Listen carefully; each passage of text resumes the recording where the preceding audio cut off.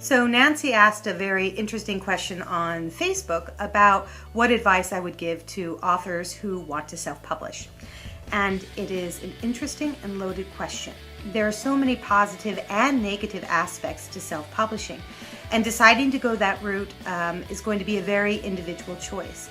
My first book, which was The Origin of the Magdalen Laundries. This was written traditionally. It's mostly an academic book, but it's a history book and considered social science and women's issues too. And I published this through an academic publisher, and that went great. It is in a lot of libraries, and scholars who are interested in the Magdalen Laundries are able to get a hold of it. But it's $45. So it's a really expensive book. And if you can see, the books are about the same content, my new book and my other book. So my students couldn't even afford this book, which was kind of frustrating to me. So I decided to go self-publishing for a couple reasons. One, this book is very unorthodox in how it's presented. I think one of the reviewers said that it was akin to performance art, and I think that might be an apt description for the book.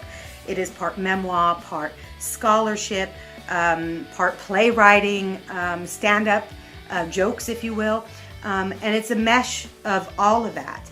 And I was happy with that. That's what I wanted this book to be. I wanted it to be an interesting read and an experience rather than something that just sits on somebody's coffee table. But because it's unorthodox, I knew it would be probably a hard sell to a traditional bookseller. And because I'm not famous, I also knew the fact that it was part memoir would also make it a very difficult sell to a traditional publisher. I also wanted to make this book affordable.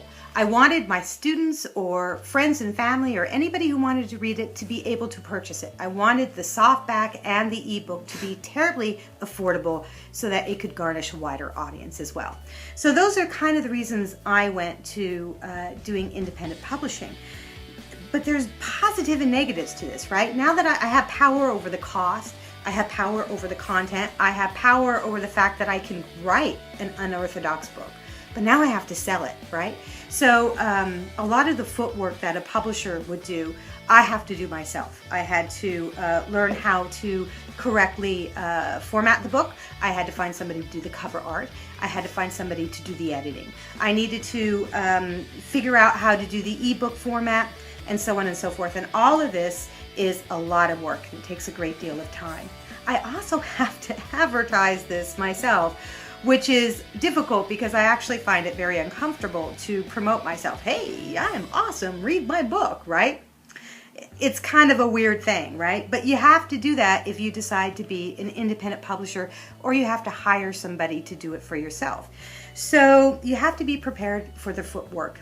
That would be, I guess, the main thing I would remind any author who wants to self-publish is that you have to put yourself open, you have to put yourself out there, you have to be open for rejection.